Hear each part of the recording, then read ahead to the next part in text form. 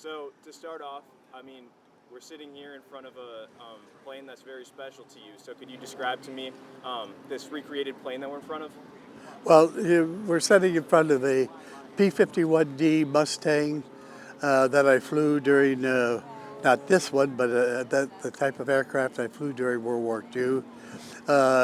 Its features, it has my fiance at the time name on the side, Josephine, who I dearly loved and who I married after I got back from the war. And we had 60 years of wonderful marriage. And the fact that I am able to sit here next to this aircraft with Josephine's name on it is just it is overwhelming, and I appreciate everything that everybody has done to make this happen. And how many times have you been at AirVenture before? This is the first time I've been. So what is it like just in Oh, general it being is here? unbelievable. I've seen a lot of aircraft in my time. In World War II, we escorted 2,000 bombers with 900 fighters in the air. But that's just a pinprick compared to what we have here all over the place. Acres and acres of aircraft and of people enjoying themselves, celebrating our advancement in aerodynamics, as well as just enjoying themselves and showing their patriotism in doing this and the camaraderie that goes along with it. So I want to hear more about your story. So to start out, when you were younger, before you even were a fighter pilot, was that something that you had considered and wanted to do? No, it was the last thing in the world that I wanted to do. Or uh, on the 7th of December, 1941, I was 17 years old, and I was attending the Salvatorian Seminary, which is in St. Nazianz, Wisconsin, which is around here someplace, and studying to be a priest. And that day, I had just finished Mass and breakfast and was going over to the gym to play some pool. And as I was going down to the stairs, the speaker system in the gym went off and said that Pearl Harbor had been bombed. And I knew at that time that I'd be leaving the seminary and joining the armed forces in some capacity. I come from a military family. My father has served, and my brothers were all serving, and it was unthinkable for me not to be serving. And then did you go immediately to try to be a fighter pilot at that point? No, I was 17, so the Navy was taking people at 17. And I went there and tried to get into their aviation cadet program, and my eyes didn't pass their exam. And I heard that bananas helped your eyesight. So from then on, I was eating big, big sections of bananas until I was turned 18. And at 18, the Army Air Corps was giving competitive exams for people who wanted to join the aviation cadet program.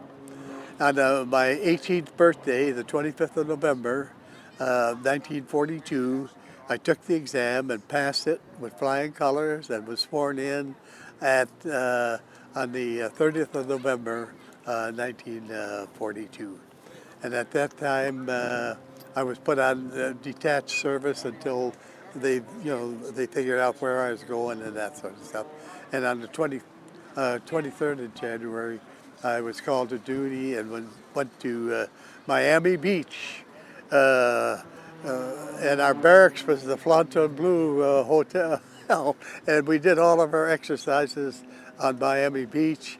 And this was really child's play compared to what the routine was in the seminary. So basic training did nothing.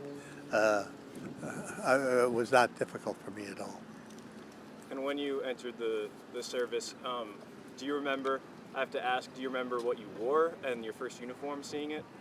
Oh yeah, it was just a regular khaki uniform, the regular Army khaki uniform, and but we did have on our hats we had little wings, and then we had an aviation cadet someplace on the uniform. I don't know exactly where. I can't remember that, but it was just a regular uniform. And then what about when you became a pilot? I assume that uniform. Well, from there, it was a year and a half process of going through all the training, and then on the 15th of April of 1944, I graduated at 19 years old as a second lieutenant fighter pilot. And what do you remember about your first mission then? Oh, well, then I went to fighter training, and I went to Page Field, Florida, where I flew the P-40. And but we were 3 months there. I accumulated some 240 hours in the P-40. And then I was assigned to England and arrived in Scotland in the early November 3rd. I think it was the 3rd of November. We arrived in Scotland. I was processed and assigned to the 20th Fighter Group, the 55th Fighter Squadron at King's Cliff, which is about 90 miles north of London. And they were flying P-51s, and I'd never seen a P-51 before, but there was no problem checking out in it. And I checked out in it, and we got about 20 hours of training, escort, how we, the training of what the theater was like, what the enemy aircraft were like, and this sort of stuff. And then I flew my first mission on the 12th of December of 1944. And then how many, well, I guess we'll jump to what you're most known for.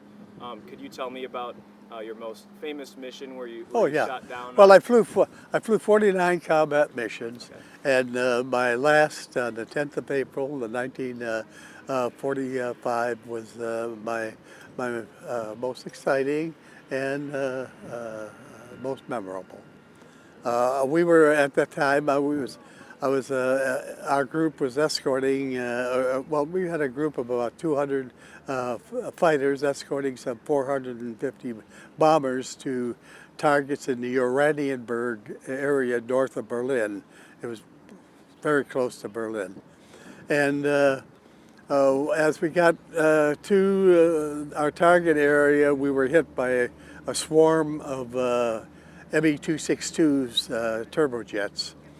And I saw the lead hit a bomber and was in the process of blowing it up. I had rolled over. I had 5,000-foot altitude, which would compensate for the difference in speed. The Me-262 is 100 miles an hour faster than the P-51. So anyway, I'm over and I'm coming down at him, and just as I'm pulling into a 6 o'clock position, I'm going 420 indicated airspeed, which equates to about 550 miles an hour airspeed, true airspeed, and pulled into his 6 o'clock position, started firing and got hits in his left wing, and it started smoking and firing. It didn't blow up or anything. It was just smoke and fire coming from a small area on the left wing. Well, he immediately rolled over when he got hit and started down to the deck, and I chased him down and was losing my speed advantage because he was putting the fuel to the engine. And we get down to the about 5,000 feet, and there's a lower level of clouds, and he disappears into it. And then after disappearing into the clouds, I wasn't going to follow him there. I wouldn't be able to find him. He was burning and damaged fairly bad, and so I didn't worry about that. And I saw this airfield that was just loaded with German aircraft, just piles of them. And I thought, well, I can't let that go by, so I started strafing.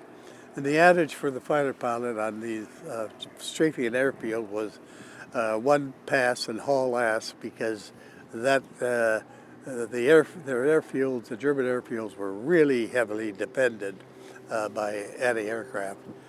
But Anyway, I made too many passes. I made 6 passes. I destroyed 5 aircraft on the ground and started the hangar on fire.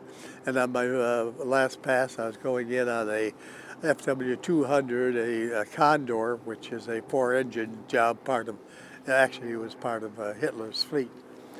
And as I'm coming in on it, I feel a thud, and then I blow the FW-200. It blows up, and I'm pulling off, and I feel another thud, and I start getting oil over my windscreen. And I'm able to make it up to 10,000 feet.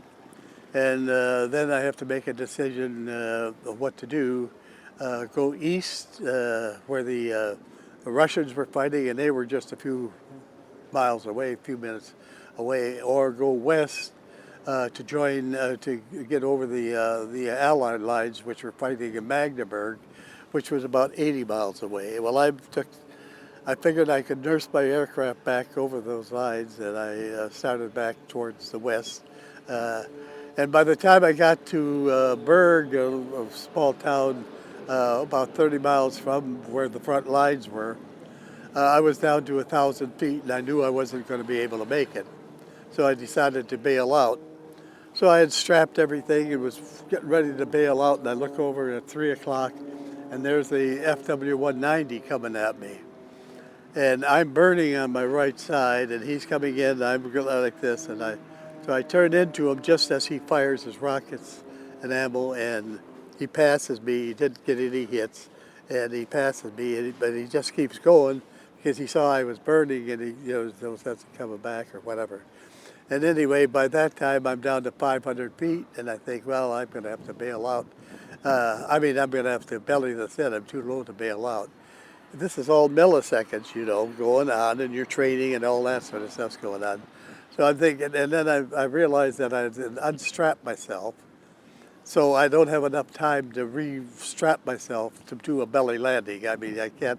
I had to be strapped in to survive a 100-mile-an-hour hitting the ground type of thing. So I decided to bail out, and by now I'm down to, I'm 500 feet, and I'm losing altitude fast, and I'm about 400 feet when I get out on a wing, and I let go at about 350, and you're supposed to bail out of the P-51 on the right side because the torque will throw you away from the aircraft. I had to bail out on the left side because the right side was burning.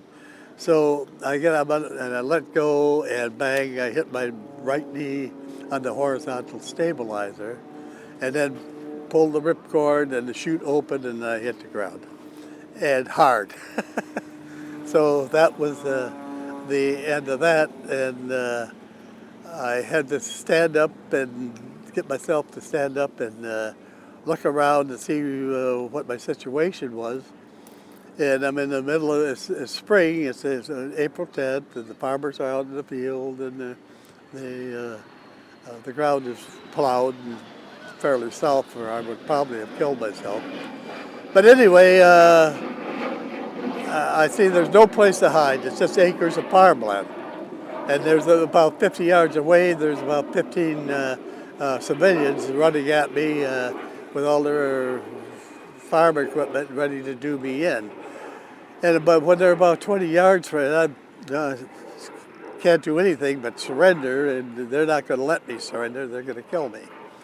So about 20 yards they were from me, and I heard this noise come up beside me, and it was a Luftwaffe sergeant on a motorcycle. And he gets off the motorcycle, pulls out his Luger, pops off a couple of shots, and tells the civilian to hold back, that I'm his prisoner. So he saved my life there. And then about that time, a little later, maybe a minute or so later, a bunch of the mucky-mucks from the town, the burgermeister, chief of police, and aldermen or whatever they have, and they were talking to the sergeant, and they were going through a big discussion, and they finally started going towards town, and they brought me into town. What the townspeople wanted to do is to interrogate me in town. So he agreed to that, so he went along, and we got into a big room, and they were questioning me and all that, and the chief of police was just as mad stomping around, cussing and all that sort of stuff. Pulled out his Luger, put it to my head, wanted to blow me up, blow me off this, blow me up at the moment.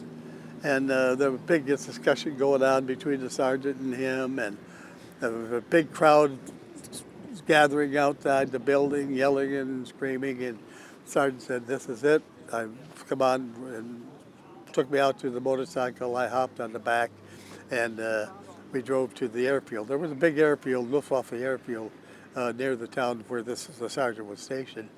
And we drove out there on the bike, and I was put in a cell. And then a couple of hours later, a couple of Gestapo came in and started questioning me for about 3 or 4 hours. They were trying to figure out what mission I was on, and I just didn't answer them, and they got no place, and so they left me alone. There was nothing physical or anything. It was just intense questioning.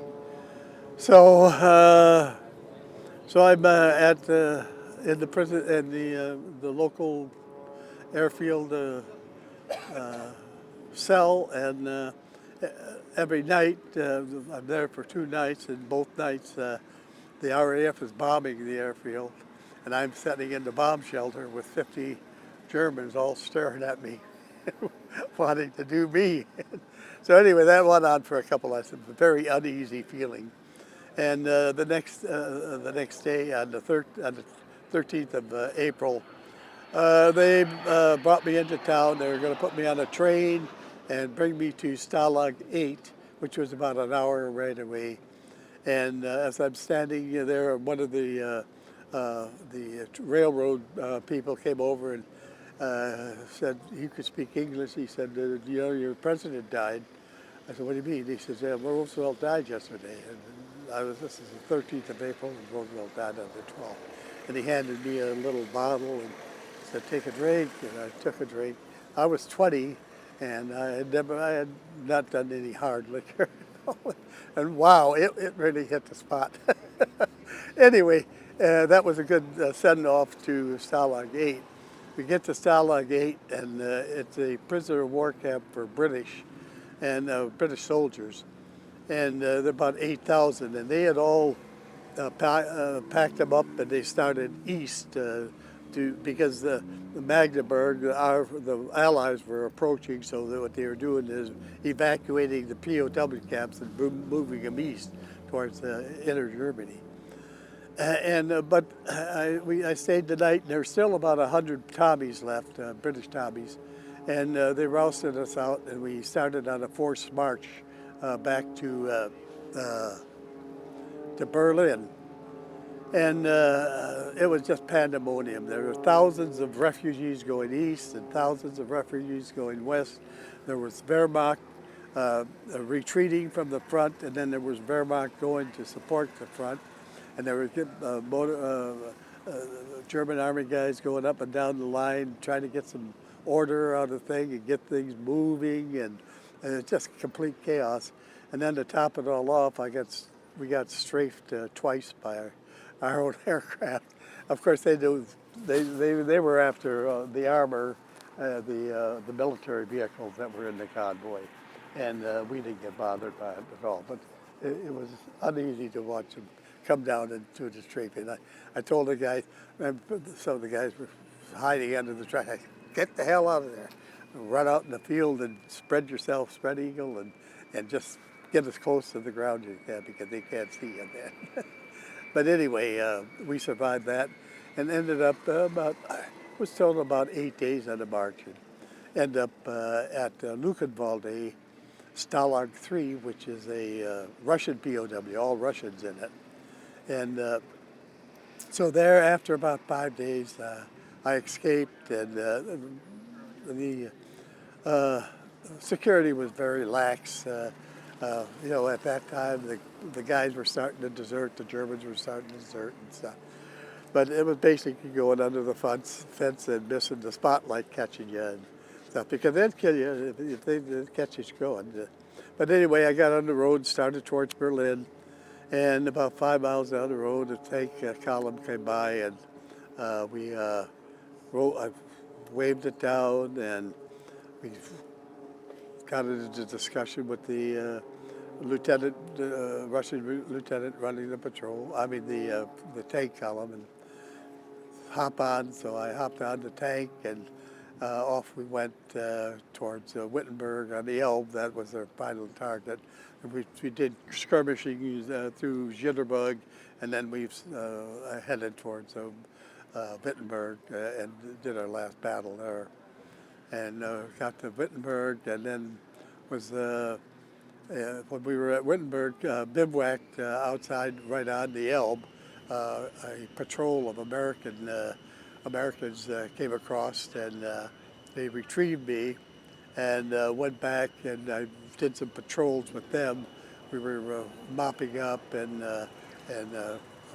collecting the arms from the towns and stuff like that, and went to Halle, which was their headquarters. I spent the day with them at Halle, and I got tired of them and said goodbye, and I took off towards the west, walking towards the west. And after about another 7 miles or so, I saw the C-47 parked in an open grass field, and standing and laying, and near the C-47 were some 15 or 16 emaciated human beings with striped clothes on, and they were walking skeletons, and they were laying down skeletons. And I walked over, and I knew nothing about the Holocaust or anything like that. I had no idea what was going on. So I went over to the pilots, 2 lieutenants, pilot, co-pilot, and said, "Hey, what's going on?" He said, "Well, they're a bunch of political prisoners that we're bringing back to Paris." Well, they knew nothing about the Holocaust either. I mean, they called them political prisoners. They didn't know anything about the death camps either. Their job was to take these people and bring them back to the... And I said, "Well, where are you going?" They said, "Paris." I said, "Well, that sounds good." He got right. He said, "Yeah." And so we got in, and on the flight back, I tried to communicate with them. These people were just completely out. I mean, it was just a horrible scene. They were starving. They were trying to come to grips with what was happening, because it all happened so fast for them to being released and now being on an aircraft, going to safety and a new life. And so anyway, we get to Paris, and I get stamped into Laos and all that sort of stuff, and get a new uniform. My fine suit was pretty ripe by that time, and got some money and stayed in Paris for that night, and then was sent to Camp Lucky Strike. At that time, the Army, they set up a bunch of camps for repatriated prisoners of war. They named them after cigarettes. Camp Chesterfield, Camp Old Gold, Camp Lucky Strike. I went to Camp Lucky Strike, which is in Le Havre. And I was there for about 10 days, and then I took a convoy over the northern route through the ice fields up north, and the same route that the Titanic took. And landed in New York on the 1st of June, and then the next day we were on chain headed for Fort Sheridan in Illinois, which was the closest to my home in Milwaukee, and spent about 3 days of processing and then was given a 60-day rest and recuperation leave. And I get home, and Josephine and I are making processing, trying to get all things so we could get married. And I find out that I have to get my mom's permission because I hadn't turned 21 yet. So we got married on the 13th of June of 1945, and had a beautiful honeymoon, 60 days up at Wisconsin Dells. So that was even only the first war that you served in? Yeah, that was the first one, yeah. General. Oh, hey, there you are. there's a reason about 45 minutes ago. Oh, I see you. When we were having the conversation. Right, yeah. That I asked you perfect. I haven't seen specifically those glasses in 80 years. British, and Yeah. you said British gauntlets. Right, yeah, yeah. And Oxford shoes. Oxford shoes, right. So based on our conversation, I made sure we could pull together as much as we could to replicate what you wore. Absolutely. I'd say 95% accurate. So from our conversation, how'd I do? Oh, you did wonderful. Wonderful. Of course, after World War II, there was a great reduction in force, you know. And my first assignment after our honeymoon and stuff was Douglas, Georgia. We went down there, and within a week, the base closed. So from there, we were shipped off to Truex Field, Wisconsin, where we stayed for about 3 months, and that field closed. And then we finally ended up at Chanute, and that was a long term, but we were there for 3 years. But during that time, although I was still flying to keep my proficiency up, but it was all different types of aircraft. And I had administrative jobs. I was the group adjutant of the group at Chanute that ran Chanute. When I was at Chanute, I was adjutant first, and then I was made commander of Squadron F, which is the all African American unit.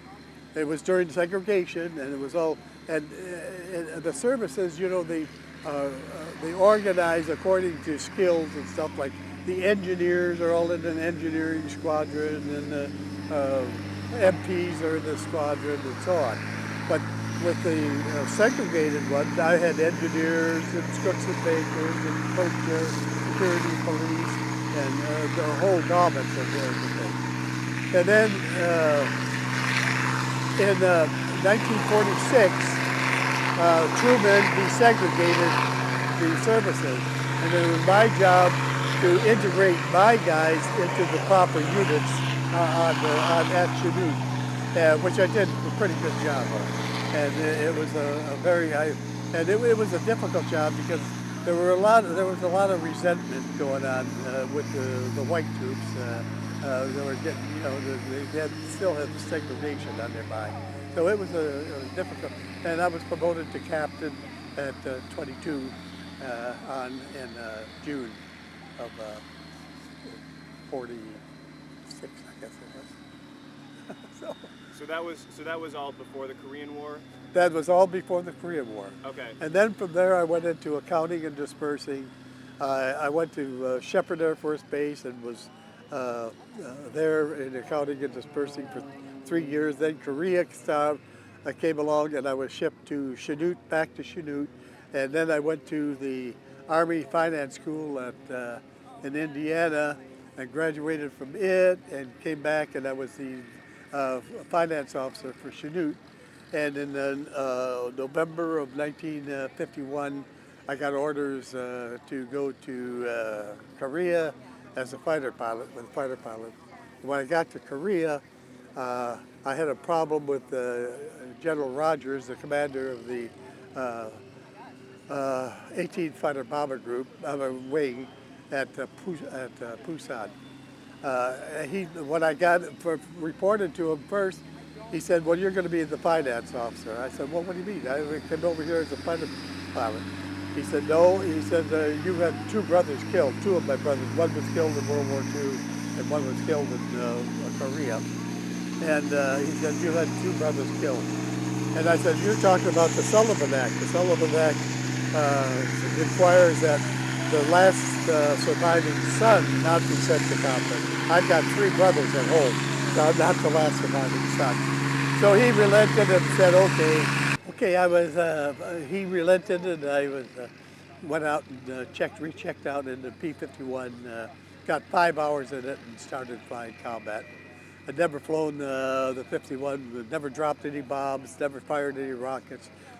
The difference in between World War II 51, which was the Knights of the Sky, to the Korean, which the 51 really was the worst aircraft in the inventory for the job, close air support, dropping bombs, napalm, rockets, and that sort of stuff.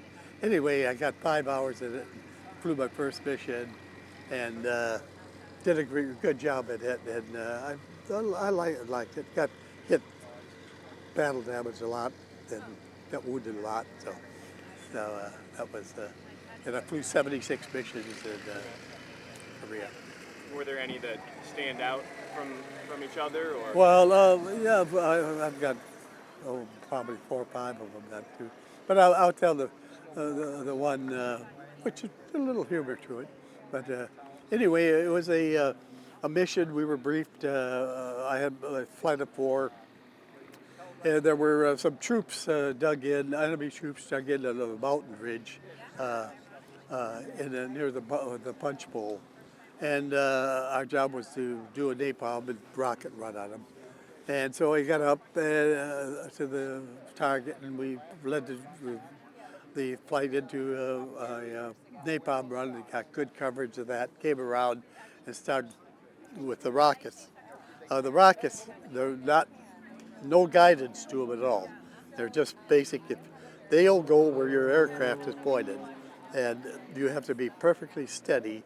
If you're in a little skid or a little slip, those rockets will go, you don't know where. But you have to be perfectly level. And I popped off 2 rockets, and then on my third one, I got a small arms fire through the wing root, through the canopy. It blew the canopy and hit the armor plate behind my head. And I reached up, I had a handful of blood, and I didn't know how bad I was hurt. So I called my wingman and tell him I'm hit, and his radio was out, so he lost his radio. So I give some signals for him to join up with me, and he joins up, and I tell him we're going back to home base, and I call home base, and I tell him that I'm hit, and I don't know how bad, and that sort of stuff. And we were our base was only about 35 miles from the DMZ. So I get him back to base, and we're flying in formation, and he's on the left side. He brakes and lands, and all the fire engines and the meat wagon and all that's following him down the runway. I land, and nobody's around.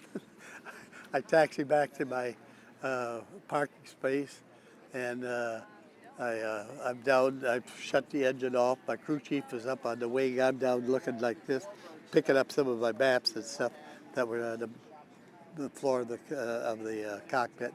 And I look up, and my crew chief sees me, and he gets startled, and he slips off the wing. And fortunately, he didn't hurt himself. But what happened was I got when the bullet went through the canopy, the plastic split into millions of pieces, and I had a face full of plexiglass. And so about 4 hours of the flight surgeon picking him out of my face was okay. And about 3 days later, I was flying again. So that was probably the most. I had a lot of other where I had battle damage. Got one where I had a 50 caliber right through my prop, and the aircraft was almost vibrating itself to pieces, but I did make it back. So you lived to tell the story. Yeah. And then you stayed in the service. You were a commander for the Vietnam War. Is that correct? Yeah. Well, I was after Korea, I went to Tyndall Air Force Base, and I was flying F-51Hs in support of the Air Weapons Controller School, which is in command and control. And then we got F-80s in. I checked out in the F-80, the first U.S. jet, and then I was flying a T-33. It was flying jet. And then I decided that there was really not much future in the Air Force and just the flying part of it. I better get into something else. So a command and control, this is a beginning of the of the Cold War, and it was intense. And command and control was really one of the top things on the agenda to work that out. So I decided to go into command and control. I went through the aircraft controller school, and then from then on, I was command and control. I was commander in Newfoundland of the 64th NORAD Region Command Center, which was in charge of the DEW line and the 8 radar sites in Thule and identifying and protecting the northern eastern United States from enemy attack, from Russian attack. And then from there I went to Command and Staff College, and then from Command and Staff College I went to NORAD headquarters in Colorado Springs, and 5 years there. Then a couple of years after that, 5 years there, and then in 65 to 67 I was an exchange officer with ARIA Fighter Command, and I was responsible for the ballistic missile warning site in Pilingdale's Moor in Yorkshire. And that was a 2-year tour, and then from there I was sent to Vietnam, and I went to Vietnam as I hadn't flown during the 2 years that I was with the RAF. It was a staff job. So they put me in command, and I was one of the experts in command and control, so they put me in command and control, and I was the manager of the airspace over the war zone. That I had to do all the coordination of the various types of aircraft that would be flying in or near the war zone, make sure there's no conflicts and stuff like that. Coordinations with the various, the Thai Air Force, the Vietnamese Air Force, the Army basically had Air Force, our own Air Force, artillery, Army and Marine artillery, because you don't want them firing artillery into aircraft coming down to the same target. So things like that.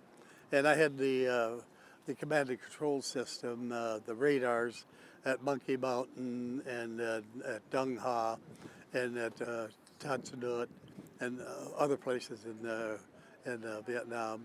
And I also had the precision radar guidance system that was directing the B-52s to targets.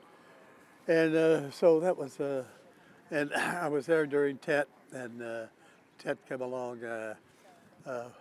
One of my units, the MSQ unit, the precision radar unit, its barracks was hit by a 122 millimeter rocket, and we had 3 casualties and 3 killed, and then another 8 were wounded. And then 2 days later, my barracks was hit by a 122 rocket, blown apart, and a piece of shrapnel right above my head, about 1 inch above my head. I was in bed sleeping, and fortunately, nothing woke me up, so I would have my head up, or I wouldn't be here talking. So anyway, and that was Vietnam. I come back, and then back in the command and control system, and then in the 70s, I was promoted to colonel in 1969, and I was assigned to Shaw.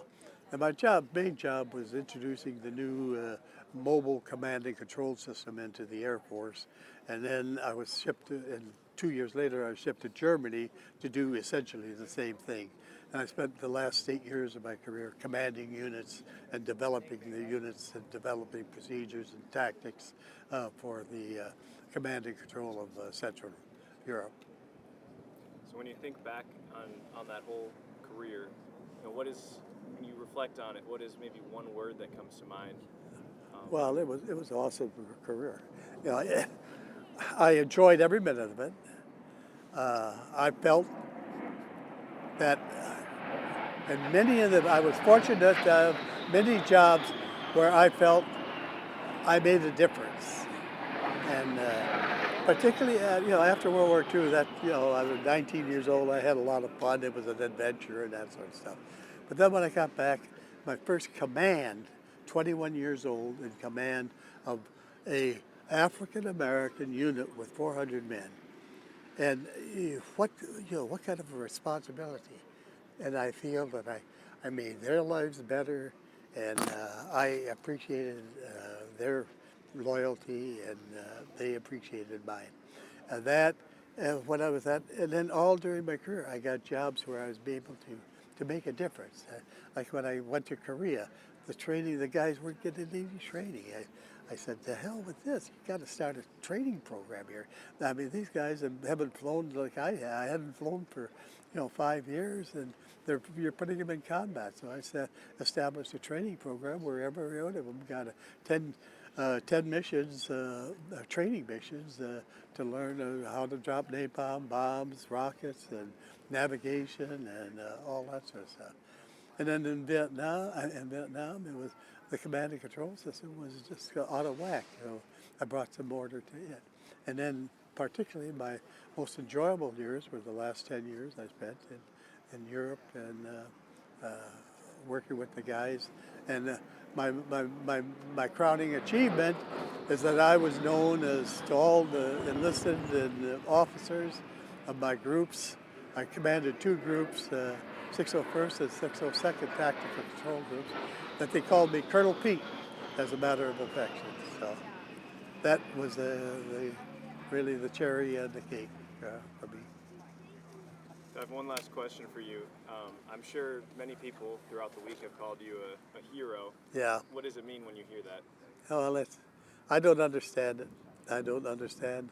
To me, my life was based on doing the best you can, and don't let things interfere with your mission. You can't let fear interfere with your mission. You have to keep your eye on the ball, and as long as you do that, you'll succeed and make a difference. So I'm happy. I would do every second over again. There's not one bit of my entire career that I regret.